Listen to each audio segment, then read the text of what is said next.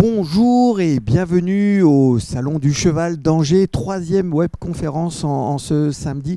Une webconférence tournée autour du thème Installer son entreprise équine en Pays de Loire. On a vu jeudi lors de l'ouverture du salon une webconférence sur le thème de l'alimentation des chevaux. Hier on a parlé tourisme équestre, aujourd'hui on va parler entreprise équine, un vaste sujet avec des invités comme d'habitude ici en direct sur le plateau au Salon du Cheval à Angers, des invités particulièrement experts dans leur domaine, avec notamment Sophie Boyer que vous connaissez en distanciel, comme on dit maintenant. Sophie Boyer, coordinatrice nationale du réseau équin à l'Institut de l'élevage. Bonjour Sophie. Bonjour à tous. Voilà, vous voyez, ça marche et tout, la technologie, c'est beau, c'est beau. Et puis nos deux Vincent, on a une paire de Vincent aujourd'hui. Vincent André, responsable du pôle conseil du réseau Équicère pour la Mayenne et la Sarthe. Et Vincent Bigot, entrepreneur, fondateur et dirigeant des écuries d'Azé.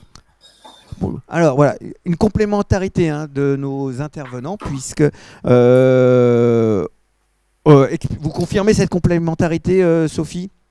Tout à fait, tout à fait. Nous, en tant que réseau, on a plutôt une approche globale des entreprises où on essaye de comprendre les exploitations dans toutes leurs dimensions, humaines, techniques, économiques, et sur un petit échantillon. Et Vincent, pareil, le côté un petit peu plus financier, etc.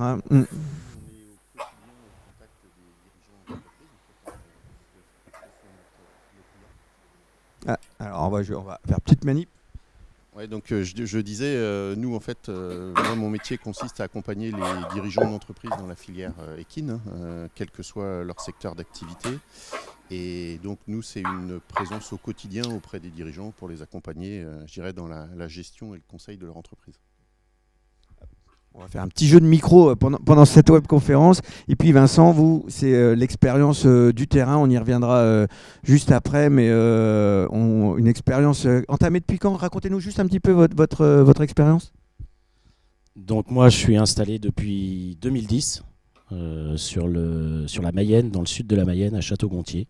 Voilà, sur une activité centre équestre, écurie de propriétaire. Voilà. Eh bien, on va détailler tout ça un petit peu plus tard. Sophie, comment peut-on caractériser une entreprise équine? Comment vous définissez cette notion d'entreprise équine? Eh bien, déjà, nous, on suit 130 fermes sur le terrain avec des conseillers qui, dans toute activité, élevage, centre équestre, pension. Et du coup, depuis une dizaine d'années qu'on observe ces entreprises, ce que l'on remarque, c'est qu'on a souvent des entreprises de prestation de services. Alors, la différence par rapport à des activités agricoles traditionnelles, c'est que le produit n'est pas forcément organisé, standardisé. Chaque exploitant a sa propre stratégie commerciale. Ça, c'est une première chose. Après, ce que l'on voit dans les études autour du travail, c'est que le travail d'astreinte, il n'est pas seulement lié aux animaux, comme dans les exploitations agricoles traditionnelles, j'entends, mais aussi lié en équin, on a un travail d'astreinte lié aux clients. On a beaucoup de clients à gérer. Dans un centre équestre, par exemple, quand on a 200 clients, voilà, c'est quelque chose qu'il faut prendre en compte. Ce que l'on observe aussi, c'est que au niveau du travail lié aux animaux, c'est qu'il y a une conduite individualisée des animaux et pas une gestion en lot, très souvent. Et également un gros travail de promotion des activités, de par le fait qu'on doit attirer des clients, fidéliser, etc. Et ce que l'on pourrait dire aussi, c'est que dans ces entreprises, notamment en centre équestre et dans des écuries de course, on emploie beaucoup de main-d'œuvre. Et je dirais qu'on travaille également les week-ends où on organise des manifestations et on participe à des compétitions. Voilà, rapidement. Et alors, un entrepreneur équestre, vous avez une définition un petit peu? Qu'est-ce qu'il caractérise? Alors, dans les personnes que l'on suit dans le réseau depuis maintenant assez longtemps, ce qu'on peut dire, c'est que c'est des gens très motivés, très passionnés, très investis dans leur travail. Ils ont plusieurs casquettes souvent. C'est des éleveurs, c'est des enseignants, des coachs le week-end, des cavaliers où on les attend sur la performance. Des marchands de chevaux aussi. Donc, ils ont beaucoup de casquettes, ce qui fait qu'il y a une charge de travail quand même dans ces entreprises assez importante. Et ce sont, à la différence d'autres exploitations agricoles, peut-être en plus des sportifs parfois, qui sont attendus sur leur performance. D'accord, donc ça fait un large éventail finalement. Il y a vraiment beaucoup de cas différents et donc beaucoup de solutions différentes à apporter, j'imagine. Oui, tout à fait. En fait, on a des profils vraiment très, très différents de par les différents produits commercialisés, les clients et en fonction des différents statuts que vous allez avoir dans l'exploitation. Donc, sur les charges de travail que l'on peut rencontrer, il y a des solutions assez différentes pour optimiser le travail. Alors, Vincent, Equicer, déjà, parlez-nous un petit peu de qu'est-ce que Equicer. Alors, Equicer, c'est une franchise en fait qui est détenue par le CER France, qui est un centre d'expertise comptable qui intervient sur l'ensemble du territoire, qui est plutôt, on va dire, très fortement développé dans le monde agricole et qui s'est également développé dans l'artisanat, le commerce. Et nous, au sein de cette franchise, en fait, on est dispatché un peu sur tout le territoire français. Et nous, donc pour la Mayenne et la Sarthe, en fait, on accompagne 418, je crois, si je ne dis pas de bêtises, entreprises de la filière équine. Alors, ça va des écuries de course, en passant, comme Vincent, par les centres équestres, écuries de propriétaires, en étant ce que nous on appelle les cash drivers, c'est-à-dire les pilotes qui opèrent en course, donc tout ce qui est éleveur, hein, de chevaux de sport, de trotteurs, de galopeurs, voilà. Et donc nous on a une clientèle 100% dédiée à la filière cheval. On n'a aucun autre client que les gens du cheval. D'accord. Alors j'en profite pour, si vous avez des questions à poser, n'hésitez pas sur le chat de ce live, vous pouvez poser vos questions, on les fera suivre à nos invités bien évidemment. Quelles sont les attentes justement des entrepreneurs quand ils viennent vous voir? Alors les entrepreneurs, quand ils viennent nous voir, en fait souvent ce sont des gens qui ont une passion qui est bien définie, qui est le cheval.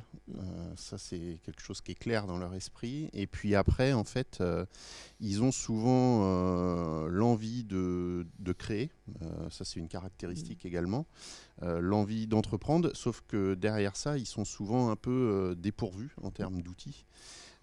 Et donc ils viennent en fait nous rencontrer pour qu'on les accompagne et qu'on les aiguille dans, on va dire, le montage qui soit juridique, économique, financier de leur projet, ce qui ensuite découlera bien évidemment sur le suivi de la comptabilité qui est le cœur de notre métier. Mais voilà, donc en fait ils viennent chercher une expertise qui est identifiée par la spécificité de notre réseau.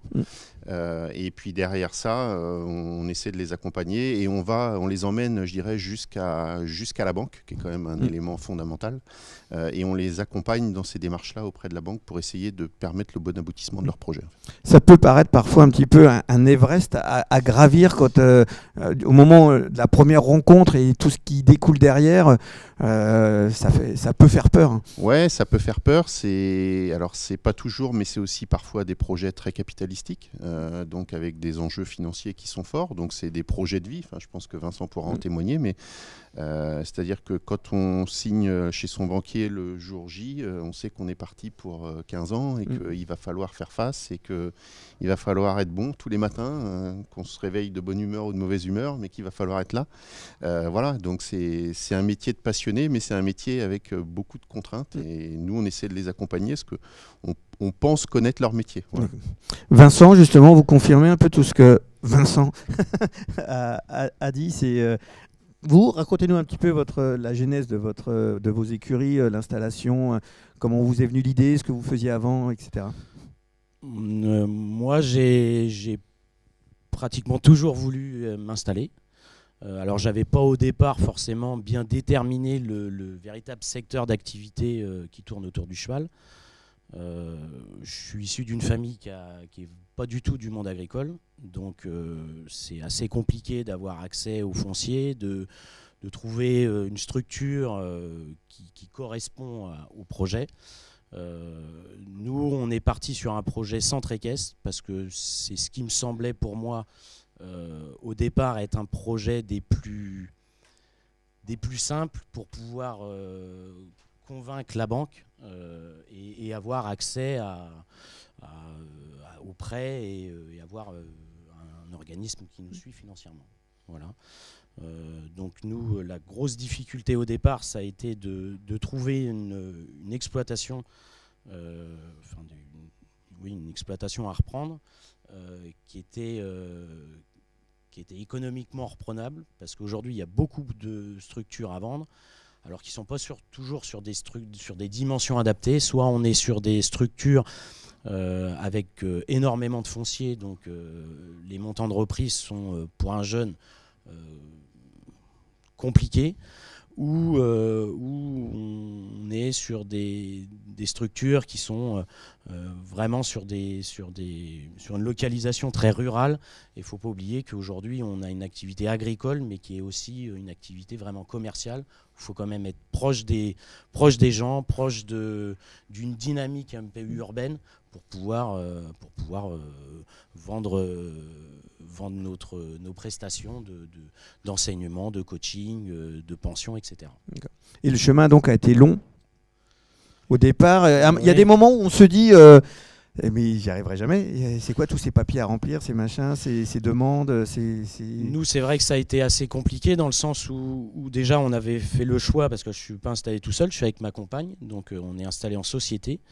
Je pense déjà que le fait d'être deux sur un projet, c'est une réelle force, parce qu'il y a une complémentarité des uns des autres. C'est vrai que bon, il peut y avoir aussi des jours où c'est difficile, donc on est deux à se soutenir. Mais c'est vrai que la difficulté, ça a été de monter un projet, parce que nous, on s'est installé via le parcours jeune agriculteur. Donc c'est le montage du projet d'installation avec l'étude de faisabilité, c'est rencontrer la chambre d'agriculture, c'est l'accès aux terres avec les autorisations d'exploiter, etc. Nous on s'est installé jeune, moi j'avais 25 ans. C'est vrai que bon, quand on voit ça à l'école, etc., ça fait très scolaire, très... après quand c'est la réalité, c'est compliqué. Et oui, C'était long. c'est long et il faut que ça s'enchaîne aussi très vite, parce que autant quand vous reprenez une activité purement agricole, vous avez en face de vous souvent un cédant qui a préparé sa retraite. Sur une exploitation cheval, souvent on est sur des gens qui veulent vendre un bien, une propriété, et qui n'ont pas forcément le temps d'attendre que les éventuels jeunes fassent cette démarche qui peut prendre, je suis pas expert, mais entre 6 mois et 18 mois, quoi, suivant, voilà. Et nous, ça a été très très vite, puisqu'on a visité pour la première fois en novembre 2009, et on était officiellement installé au mois de mai 2010. D'accord, effectivement, donc 6-7 mois, quoi. Voilà. Sophie, vous confirmez un petit peu ce parcours, c'est un parcours classique des gens que vous rencontrez dans le réseau équin? Alors, effectivement, oui, les gens que l'on suit dans le réseau équin, c'est des gens qui sont installés déjà depuis plusieurs années, au moins 5 ans, voire 10 ans et plus. Donc, on n'est pas sur le même profil. On ne les a pas suivis au tout début. Par contre, c'est mes collègues de chambre d'agriculture, qui sont les conseillers du réseau équin, qui suivent au quotidien ces installations. Mais je confirme le pas de temps long pour réfléchir, pour construire son projet et puis trouver une terre qui correspond aux activités que l'on veut faire. J'entends tout à fait, effectivement, Centre Équestre, on a des gens qui viennent régulièrement, donc il faut être à moins d'un quart d'heure, 20 minutes d'un lieu où il y a quand même une population qui permet de venir sur le Centre Équestre. Vincent, tout à l'heure on a évoqué les courses. Il y a une différence entre les deux univers, le monde des courses, le monde du sport, même si les courses c'est du sport bien évidemment. Ouais, alors à la base c'est le même animal. Ouais. Mais en effet, moi j'ai découvert quand je suis rentré dans ce métier et dans cette profession-là que en fait c'était deux mondes qui se côtoyaient assez peu. Je vous confirme même. Ouais. Et c'est surprenant parce qu'ils ont finalement la même passion. Alors après, quand ils se rencontrent, finalement ils se disent potentiellement on pourrait bien s'entendre, mais le plus dur c'est de les faire se rencontrer. Et donc oui, il y a des différences. Ils ont, je pense, tous la même passion. Après, quand on est dans le monde des courses, alors notamment plus particulièrement dans le monde du galop, on a souvent quand même une clientèle assez internationale à gérer. Donc on est sur des profils souvent de gens qu'on voit là dans les jeunes entraîneurs qu'on installe aujourd'hui, des gens qui ont des niveaux de diplôme assez élevés. Des bacs plus 5, voilà, ce qui m'a surpris un peu au départ, des gens qui parlent couramment l'anglais et qui en fait gèrent cette clientèle, parce que là on est vraiment dans la gestion d'une clientèle, et qui gèrent aussi souvent, parce que ça c'est aussi une spécificité des courses, c'est que les courses sont consommatrices d'énormément de main d'œuvre. Juste pour donner une idée, mais une écurie en général de galop, on parle souvent d'un cavalier pour 4 chevaux, ce qui veut dire que quand vous avez 80 chevaux à l'entraînement, vous avez 20 salariés pour être très pragmatique, et donc il y a aussi cette gestion du personnel qui est en fait voilà, ce sont des gens qui montent assez souvent assez peu à cheval, qui sont plus dans la gestion du management, vraiment. Chose qu'on retrouve quand même moins sur les typologies de centre équestre, où il est quand même assez rare de voir un dirigeant de centre équestre qui ne monte pas à cheval, quoi. Voilà, mais ils ont la même passion commune, ça par contre c'est sûr, mais c'est pas le même socle de clients, c'est pas souvent les mêmes flux financiers. Les écuries de course génèrent par le biais des allocations en course et des pensions souvent des niveaux de chiffre d'affaires qui sont conséquents, voire très conséquents. Donc on est sur une dimension un peu moins agricole, on va dire, voilà, qu'on peut souvent connaître chez les typologies de gens comme Vincent, voilà, qui tous les matins font les box. Voilà, c'est un peu différent. Sophie, vous confirmez cette différence entre les deux univers qui se côtoient pas beaucoup finalement, mais qui ont une passion commune, mais une approche différente? Alors nous, on a peut-être moins d'expérience dans le domaine des courses, on les suit depuis peu. On a commencé par les entraîneurs de trot et là on va suivre des entraîneurs de galop, mais je confirme tout à fait la place de la main-d'œuvre importante d'après les premiers résultats que l'on observe. Et ils ont des gros chiffres d'affaires effectivement, mais par contre les charges de structure liées à la main-d'œuvre viennent effectivement diminuer le résultat. Et je dirais même aussi que d'après ce qu'on a vu sur les premiers qu'on suit, qu'il y a des installations conséquentes. Il y a des pistes, il y a parfois il y a beaucoup de choses pour travailler les chevaux qui sont assez coûteuses pour investir justement. Alors Vincent, il y a une tonne de statuts, il y a plein de statuts différents. Vous pouvez nous éclaircir un petit peu s'il y a des choses qui sont à éviter, s'il y a des pièges, s'il y a des choses par contre que vous recommandez au niveau des statuts? En effet, les régimes, il y en a en long, en large et en travers. On n'aura pas assez de ce matin pour en discuter, mais ce qu'il faut retenir souvent quand même, la plupart des entreprises dans la filière cheval sont souvent quand même sur un régime agricole, voilà. Donc au bénéfice agricole. Alors, dans ce bénéfice agricole, nous, pour être très pragmatique, c'est un régime qu'on aime assez bien parce qu'il présente pas mal d'avantages en termes notamment d'aspects d'optimisation fiscale et de choses comme ça avec des règles spécifiques à l'agriculture. Après, en plus, on a, je dirais, des régimes comme le micro-BA qui sont des régimes qui sont souvent intéressants pour lancer une activité. Puisque, en fait, sans rentrer dans la technique, mais pendant 3 ans, on calcule une moyenne et si vous faites moins de 85 000 et quelques euros de chiffre d'affaires, hors taxe, en fait, vous avez la tenue d'une compta ultra simplifiée. C'est un peu l'auto-entreprise du monde général. C'est le concept. Et avec un niveau d'abattement qui est très significatif, puisque vous avez 87% d'abattement de votre chiffre d'affaires dans le calcul de votre revenu. Voilà, donc, 87%, ça commence à être pas mal. Voilà. Donc on a ces régimes-là. Après, sur des activités un peu annexes, on peut avoir du BNC, du BIC, les jockeys, voilà, qui ont des statuts un peu particuliers. Mais globalement, je dirais, là, moi, ce que je pourrais dire aux gens qui ont la volonté de lancer un projet, c'est de prendre le temps, là, je ne vends pas ma crèmerie, mais de prendre le temps de discuter 1 heure avec un comptable ou un expert comptable et de dire finalement, voilà, j'ai ce projet-là. Le régime qui sera adapté pour moi, c'est quoi? Voilà, de façon très pragmatique. Parce qu'on voit des gens qui viennent nous voir a posteriori, qui ont lancé des projets avec des inscriptions, etc. Et finalement, ça ne correspond pas du tout à leur statut. Donc, on est souvent obligé de redémonter donc, le mieux, c'est d'anticiper. Voilà. Et après, il y a toujours un régime adapté à chaque situation. Voilà. Vincent, pour les écuries d'Azé, vous avez fait cette démarche. Il y a eu toute une découverte d'un monde insoupçonné où vous doutiez que vous partiez sur quelque chose d'un petit peu de cette dimension? Nous, on savait qu'on allait monter une société, puisqu'on est 2.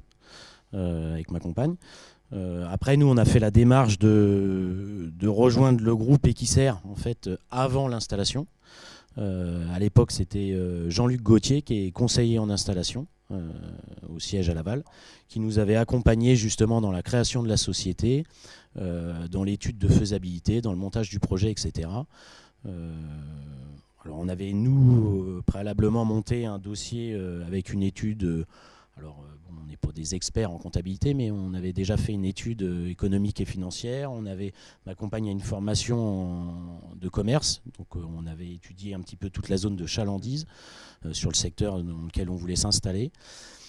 Et puis on avait fait déjà des pré-rendez-vous avec des banques pour voir un petit peu la tendance. Et puis suite à ça, on avait contacté à l'époque le CER. Voilà. Et une fois que c'est parti, comment on fait venir les gens? Parce que là, il y a le côté, voilà, on est parti dans une aventure, et maintenant, il faut que la boutique, elle tourne. Nous, on n'a pas fait beaucoup de publicité, enfin, à grande échelle. On avait fait des flyers. Et puis on a passé quelques journées, quelques soirées à les distribuer sur les parkings des écoles, sur des kermesses.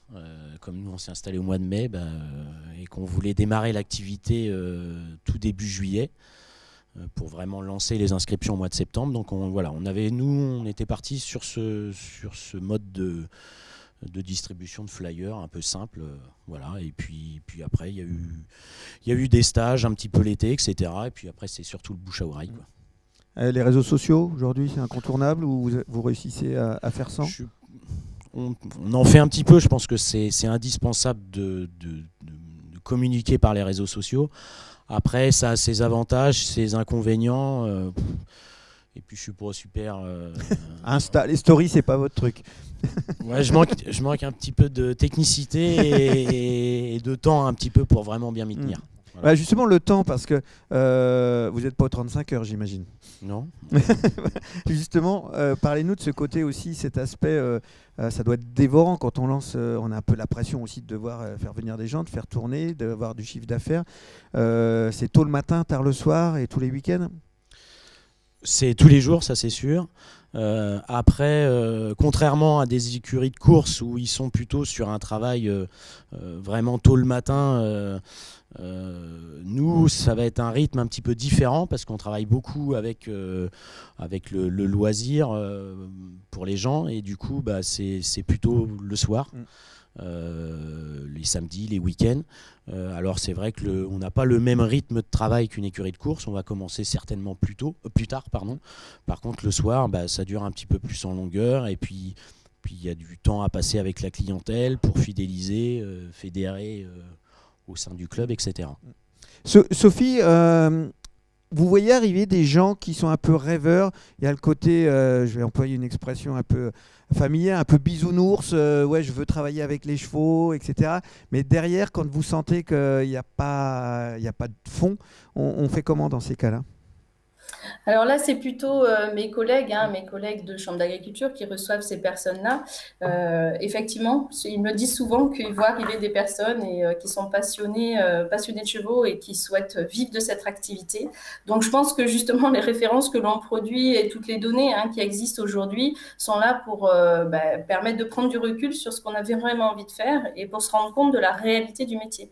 Parce que les gens qu'on suit, nous, ils sont installés depuis plusieurs années, ils vivent de cette activité et parfois c'est aussi difficile. Donc c'est vraiment mettre en avant tous ces aspects-là pour faire prendre conscience de la réalité du métier. Justement, quels sont vos outils du réseau, les outils du réseau équin pour avoir plein de données, et comment vous les utilisez? Alors, le réseau équin, je vais juste le définir peut-être un peu avant. C'est un dispositif qui a été mis en place, ça fait un peu plus d'une dizaine d'années. C'est un dispositif qui est partenarial entre les chambres d'agriculture, l'Institut de l'élevage, l'Institut français du cheval d'équitation, les conseils des chevaux, et qui est soutenu par le fonds EPRON. Et son objectif à ce dispositif, c'est de suivre des exploitations qui vivent de cette activité, donc installées depuis au moins 5 ans, et de faire des références à partir de ces exploitations. Donc, les gens sont suivis pendant 5 ans et on va chez eux, surtout mes collègues de chambre et conseil des chevaux. On va sur le terrain et on récolte en fait et on discute avec les exploitants pour savoir comment ils travaillent et quels sont les résultats économiques à la fin. Donc ça, c'est un peu le fonctionnement. Et on valorise l'ensemble de ces données pour nous se donner des repères. Donc on fait des synthèses annuelles avec des repères techniques et économiques. On relève quelles sont les marges de progrès, par exemple sur le travail, sur les coûts de production, sur la stratégie commerciale. Et là, on a publié des outils d'autodiagnostic sur ces 3 thématiques. Mes collègues proposent des formations en fonction des marges de progrès que l'on voit sur différents thèmes. Et on a tous ces outils qui sont disponibles gratuitement, bien sûr, sur notre site de l'Institut de l'élevage, sur les sites des partenaires. Et aussi, on a un groupe Facebook où on partage pas mal de publications. D'accord, vous avez répondu à la question de Jessica qui demandait, une fois la personne installée, y a-t-il un suivi dans l'accompagnement? Si oui, pendant combien de temps? C'est un peu le thème, c'est ça? Oui, alors les conseillers de chambres d'agriculture peuvent être contactés. Vous trouverez la liste des conseillers sur le site de l'Institut et vous pouvez les contacter pour être accompagnés et puis pour aider à voir quelles sont les difficultés rencontrées pour trouver des solutions. Alors, vous avez parlé de formation, c'est quel type de formation il y en a, elles sont diverses et variées, j'imagine? Alors, les formations, elles sont en région. Alors, mes collègues, ils voient en fonction des repères et des choses que l'on voit dans le cadre des suivis, proposent des choses autour de l'alimentation, autour des coûts de production. Et ça, c'est dans chaque région, en fait, le conseiller propose des formations sur différents thèmes. Donc, je pense qu'il ne faut pas hésiter quand on a besoin d'être accompagné sur des thèmes particuliers, de les contacter et de leur demander de proposer quelque chose. Une question qui nous est arrivée sur Internet.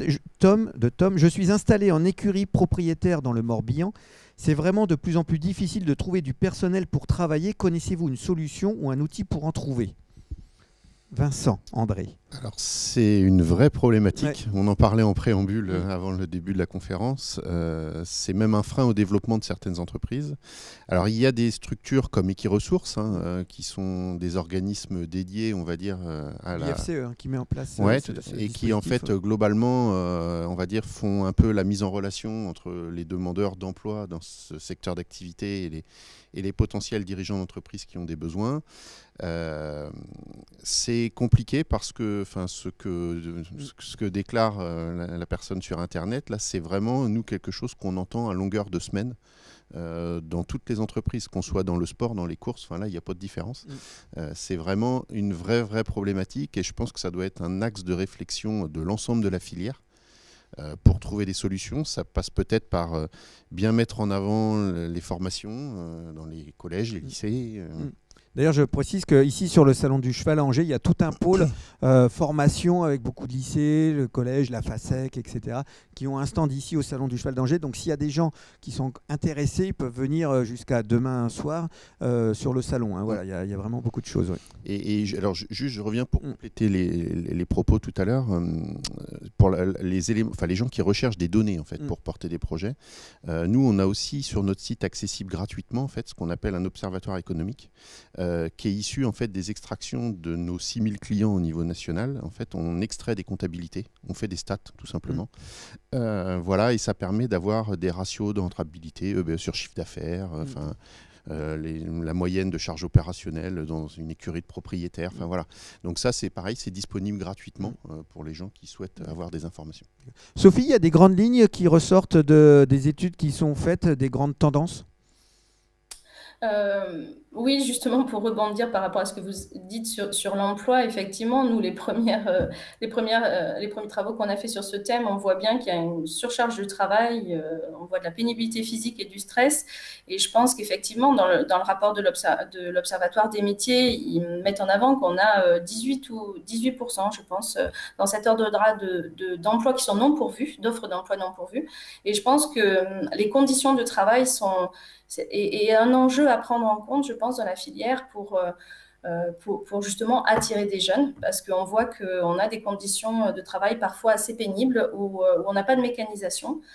C'est un travail qui est physique et du coup, ça peut contribuer à attirer un petit peu plus de jeunes, justement. Vincent, vous êtes confronté à ce genre de problème ou vous vous débrouillez avec votre compagne pour l'instant? Non, nous, on a fait le choix de ne pas passer par l'embauche. D'une part, déjà, la rentabilité de l'entreprise au jour d'aujourd'hui ne permet pas de pouvoir embaucher. Et nous, on est sur une autre dynamique. On préfère éventuellement limiter la clientèle, de faire ce qu'on peut à deux. Et par contre, de pouvoir laisser une disponibilité à des éventuels investissements, améliorations sur la structure. Du moins, au jour d'aujourd'hui, c'est plus notre objectif. Alors, on n'est pas encore arrivé au bout des emprunts. Voilà, après, on a une fille, on va vieillir. Peut-être qu'on se reposera la question différemment d'ici 5 ou 10 ans. Mais voilà, aujourd'hui, nous, on a fait le choix de ne pas rentrer dans cette aventure de l'embauche. Voilà. Une question de Julie. En quoi consiste l'accompagnement de la chambre? Est-il obligatoire de passer par la chambre? Ça, c'est pour vous, Sophie, je pense. Alors après, ce serait plus mes collègues qui pourraient répondre à cette question. Ce que je peux vous dire, c'est qu'effectivement, le conseiller de la Chambre d'agriculture peut accompagner pour établir un projet d'installation et passer par la Chambre, effectivement, pour pouvoir obtenir des aides à l'installation dans le cadre d'un parcours de jeunes agriculteurs, donc des prêts à des taux réduits et des aides, des subventions à l'installation. Après, pour avoir plus de renseignements, je pense qu'il faudrait s'adresser directement à mes collègues qui sont, eux, chargés de l'installation. Alors, une question de Jean, ça c'est pour vous, Vincent. Est-ce que c'est raisonnable de s'installer quand on n'y connaît rien en comptabilité? Alors, rien, c'est un bien grand mot. Rien. Rien, c'est un bien grand mot. Alors après, déjà d'avoir conscience qu'on n'y connaît rien, c'est déjà un premier point positif. Auquel cas, je serais tenté de vous dire, il faut savoir s'entourer. C'est-à-dire que, en effet, si on n'a aucune connaissance sur l'analyse de ses charges, sur la lecture d'un compte de résultat, d'un bilan, enfin... Voilà, auquel cas il faut accepter de se faire accompagner et d'être à l'écoute des gens dont c'est le métier, je dirais. Voilà, après il est toujours bien quand même, aussi pour être en totale transparence, dans les échanges, d'avoir des interlocuteurs qui ont quand même quelques bases économiques.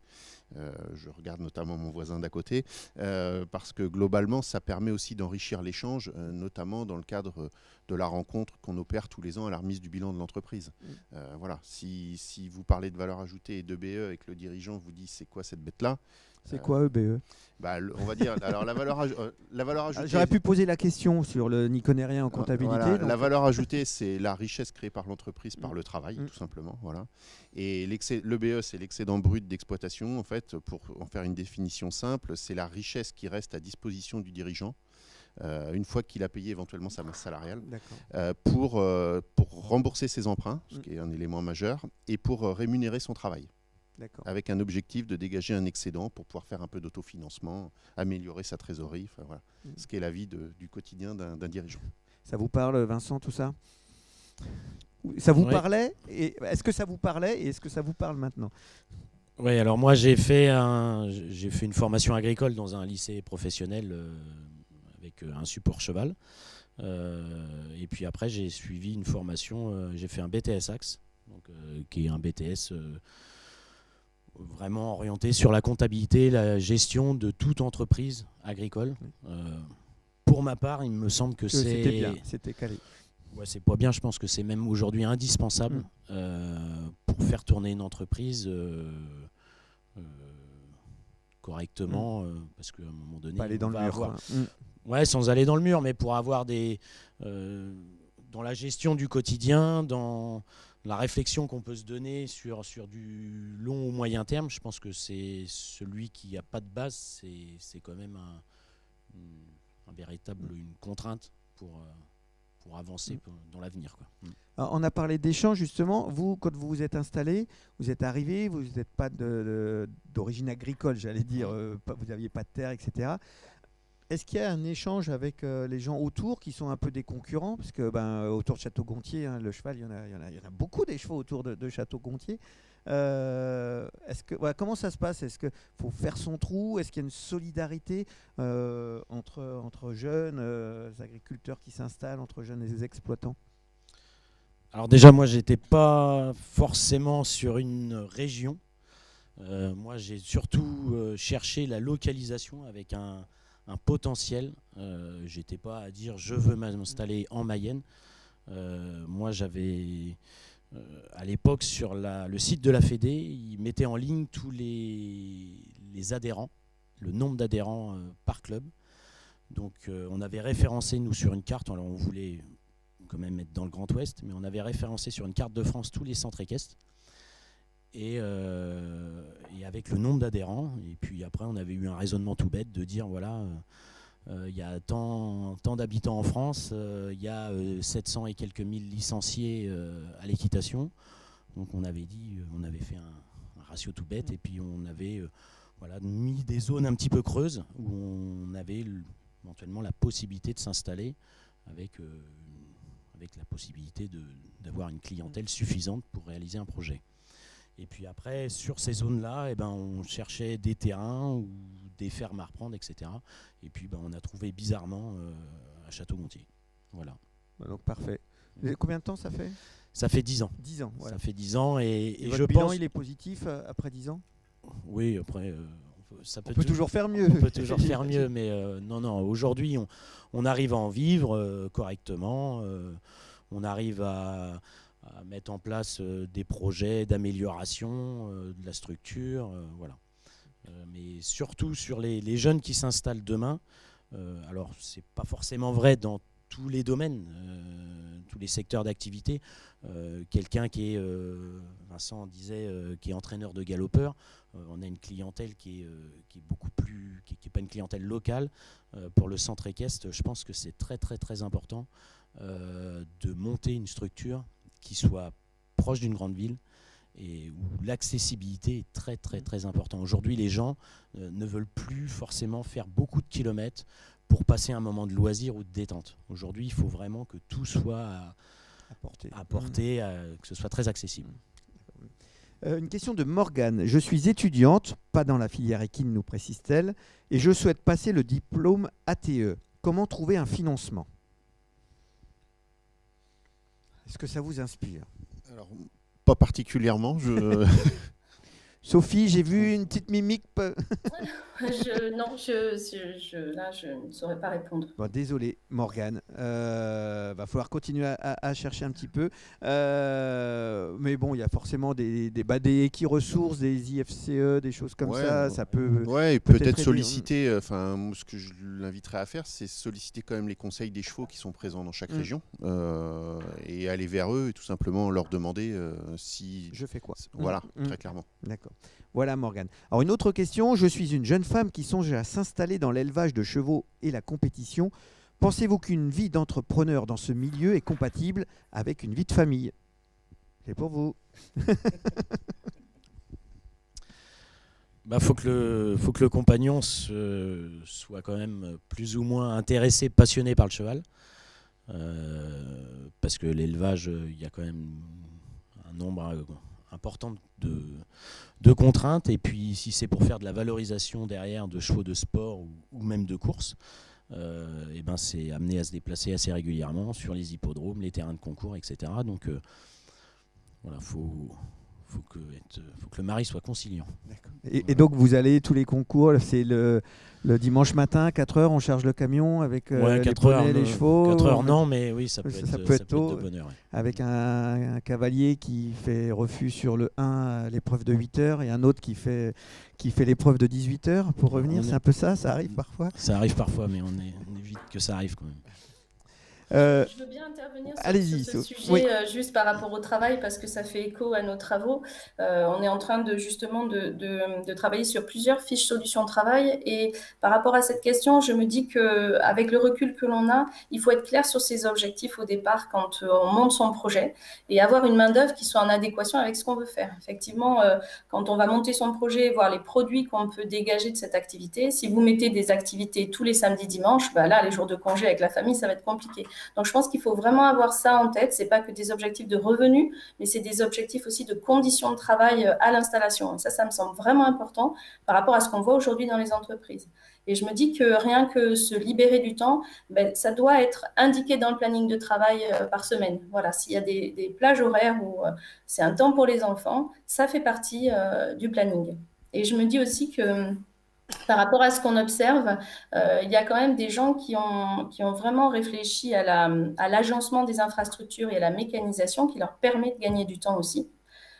Et par rapport notamment à la gestion de la clientèle, il y a pas mal de personnes qui se sont outillées avec des outils de communication pour prendre un exemple tout bête, mais on a vu des structures avec une centaine de clients qui communiquaient en appelant les gens régulièrement, déjà envoyer, faire un petit groupe WhatsApp ou des choses comme ça. On a vraiment beaucoup d'outils aujourd'hui qui permettent de gagner du temps. Et je pense que ça, il faut en tenir compte pour gérer au quotidien, en fait. D'accord, merci. Sophie, une question de Christophe. Quelles sont, selon vous, je m'adresse à plusieurs personnes, les 3 erreurs à ne pas commettre quand on veut s'installer? Les pièges, les grands pièges.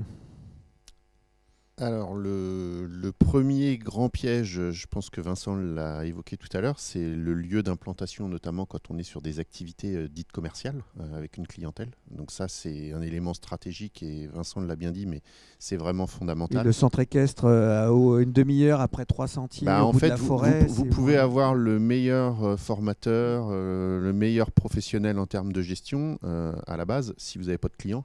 Vous n'aurez pas de pérennité. Voilà, faut être très, très factuel.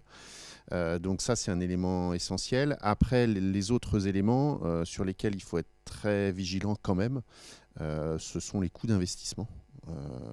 Parce que même si on est bon professionnellement, les arbres ne montent pas au ciel. Et il y a quand même des seuils. Il y a quand même des seuils limites d'investissement à ne pas dépasser en fonction de la typologie de projet qu'on veut mettre en avant. Voilà, donc ça c'est les éléments majeurs. Et puis il y a un élément pour moi qui est essentiel. Enfin, je l'ai pas évoqué, c'est pour ça que j'en parle maintenant, mais c'est quand même l'homme, quoi. Avant tout, c'est l'homme qui fait le projet. Enfin, l'homme ou la femme, c'est peu importe. Mais on voit des gens qui, peu importe qu'ils viennent du monde agricole ou pas, en fait, je dirais ça, on s'en fout. Mais on a des gens, on les rencontre au bout d'une heure. On se dit, ceux-là, c'est vraiment des entrepreneurs, quoi. Ils ont tout compris. Et normalement, ça devrait faire et ça devrait matcher. Il y a une bonne base. Voilà.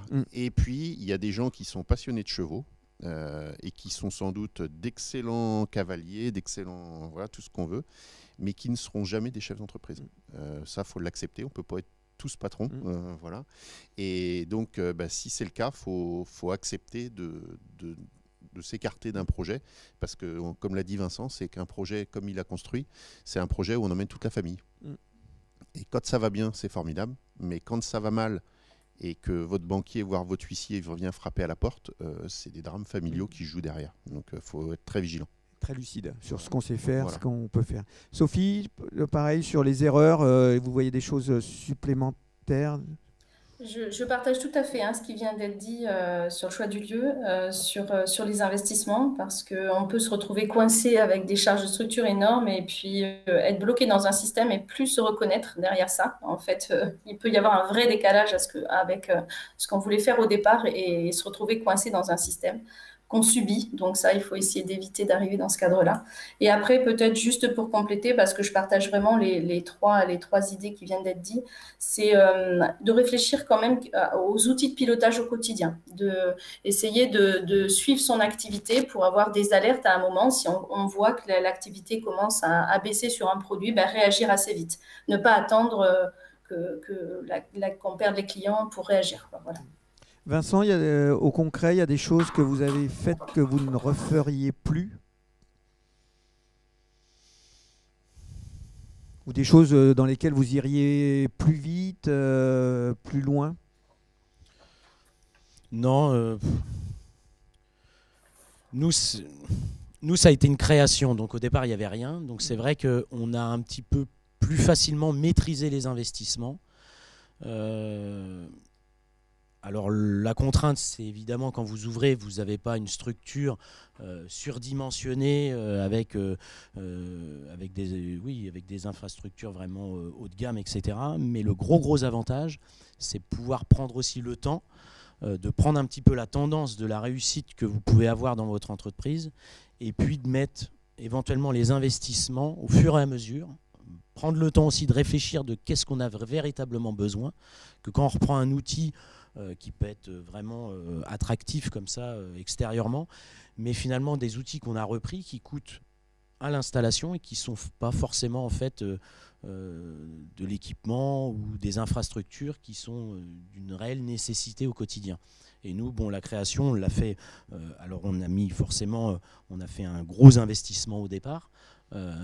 Moi, c'était dans mon étude, c'était quelque chose que je mettais en avant. Nous, c'était la construction d'un manège. Si on n'avait pas la possibilité sur la structure, avec l'achat du terrain, etc., de monter un manège, on ne se serait pas lancé. parce qu'aujourd'hui, on est quand même sur une activité de loisir, avec des enfants des fois en bas âge. Si vous n'avez pas la possibilité de mettre les gens à l'abri à l'année... Vous voulez dire qu'il ne fait pas toujours beau à Château-Gontier? Non, malheureusement, il ne fait pas toujours beau à Château-Gontier. Non, faut aujourd'hui, les gens, même si ça reste un sport d'extérieur, etc., il faut quand même un minimum de confort. Quand vous amenez votre enfant dans un centre équestre, qu'on n'ait pas les pieds dans la boue, qu'il y ait des installations couvertes, etc. Voilà. Sans passer forcément par un manège chauffé et tout, mais voilà, moi c'était l'investissement numéro 1 qui était pour moi indispensable. Et puis après, nous, on a investi de façon échelonnée en fonction des résultats qu'on pouvait faire sur les années qui sont passées. Raisonnable, voilà, tout est raisonné et raisonnable. Une question, vous pouvez encore nous poser quelques questions, la conférence se termine très vite, hein, donc c'est maintenant ou jamais pour les questions. Une question, j'ai 25 ans et un projet de création d'une écurie de propriétaires, mais je n'ai pas d'apport financier important. Pensez-vous que mon projet est une chance d'aboutir? Là, monsieur le financier. Alors qu'il ait une chance d'aboutir potentiellement, oui, si la porteuse de projet, en l'occurrence, je dirais, est capable de démontrer toute l'étendue de son savoir et de son talent, si on peut dire ça comme ça. Après, il faut aussi être très pragmatique. Aujourd'hui, lancer un projet de création ou de reprise d'activité sans apport personnel, c'est quelque chose dans l'aboutissement qui est très compliqué. Pour une raison assez simple, hein, c'est que la filière équine est une filière agricole. Pour autant, c'est une filière qui, dans l'environnement bancaire, fait souvent assez peur. Voilà. Et par rapport à ça, il y a des degrés d'exigence d'apport personnel qui sont souvent plus importants que dans d'autres filières agricoles classiques qu'on connaît, comme le lait, la céréale. Voilà. Donc aujourd'hui, nous, on se rend compte que quand on n'a pas à minima 15% d'apport, ça devient une vraie bagarre avec le banquier. Voilà. Et justement, les banquiers, est-ce qu'il y a eu une évolution ces derniers temps? On ne sait plus si on est en pré, post, pendant Covid, on ne sait plus trop là, mais les 2 dernières années ont fait évoluer les choses par rapport justement à ces demandes de subvention de prêt. Les 2 dernières années nous aident pas forcément, pour une raison assez simple, c'est qu'il y a eu le fameux prêt garanti par l'État qui a été mis en œuvre, alors qui a permis à des entreprises de passer le cap de la pandémie, mais qui a pour contrainte aujourd'hui de créer des annuités nouvelles sur les structures de façon assez importante, parce que c'est un prêt qui se rembourse sur 4 ans ou 5 ans en fonction de l'option retenue par le dirigeant. Voilà, donc en fait, c'est des emprunts en face duquel on n'a pas d'outils de production, c'est vraiment des emprunts de trésorerie qui pèsent sur les annuités futures des entreprises et qui rendent les choses un peu délicates et qui du coup font que les banquiers sont encore plus prudents.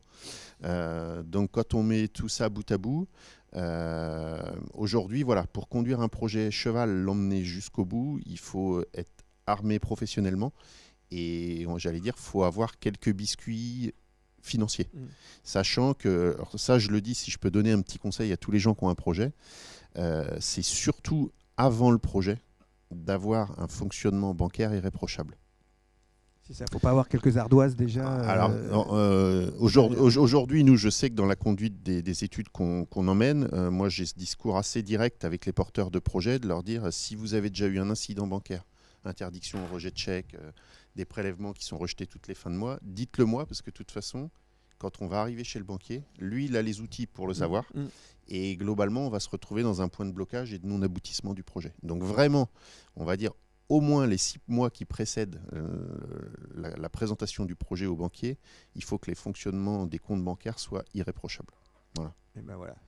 Le message est passé. On arrive à la conclusion de cette webconférence. Sophie, si vous aviez une petite conclusion à donner, le fameux dernier mot. Le mot de la fin. Non, je dirais que pour réfléchir à son projet, il faut prendre le temps pour être vraiment questionner ce qu'on a envie de faire et être clair sur ses objectifs en termes de revenus, mais aussi de qualité de vie au travail. Je pense que c'est très important. Et ce que je dirais également, c'est peut-être ça a été dit par Vincent, mais d'investir progressivement peut-être et de réfléchir à son projet et ensuite d'acheter son lieu, mais de ne pas faire l'inverse parce qu'on peut se retrouver bloqué en fait avec des infrastructures qu'on n'a pas besoin. Et se former aussi, se former tout au long de son parcours. C'est pas seulement au moment de l'installation, mais après aussi. Et rester ouvert en fait, rester ouvert et bien s'entourer. Je pense que c'est des conseils que je donnerais. Voilà. Vincent, pareil, quelques conseils supplémentaires? Oui, les conseils sont assez similaires. Après, c'est vraiment parce que, enfin, je veux aussi être rassurant, c'est-à-dire que tous les jours sur notre territoire, il y a des très beaux projets dans la filière cheval qui voient le jour, qui sont accompagnés et qui, pour la plupart, fonctionneront sur le long terme. Donc, il faut quand même être très positif. Mais comme on l'a évoqué tout à l'heure, il faut être à la fois positif, mais pas être rêveur. On est dans le monde de l'entrepreneuriat. Et comme c'est un secteur d'activité comme les autres, où il faut faire ses preuves tous les jours. Voilà, donc moi, ça sera vraiment le point sur lequel il faut être vigilant. Et je le dis d'autant plus que cette sortie de Covid, là, un peu où les gens ont été cloisonnés chez eux, a généré un peu des projets parfois un peu surprenants. Les gens ont l'impression qu'on va venir vivre à la campagne, qu'on va même avoir des chevaux et que ça va être simple. Dans le quotidien, c'est pas ça. Voilà. Et Vincent, le mot de la fin, vous encouragez? Je rejoins tout à fait ce que dit Vincent et Sophie. Après, ça peut souvent faire peur, un projet de cette dimension. Faut avoir un projet, oui, qui soit réaliste, qui soit faisable. Mais je pense que après, il faut avoir un petit brin de folie aussi pour se lancer, parce que quand il faut signer définitivement, faut. Mais ouais, non, c'est une petite émotion au moment où on signe. En fait, le parcours de jeune installé est tellement prenant sur une durée relativement courte qu'en fait, une fois qu'on est lancé dans cette aventure, si on croit dans notre projet, on ne se pose plus forcément les questions de est-ce qu'on fait ou pas une bêtise. Après, ce qu'il faut, c'est avoir pris le temps bien à l'avance de réfléchir à ce projet-là. Et puis d'avoir un projet qui est concret, qui est réalisable et pas quelque chose de totalement lunaire.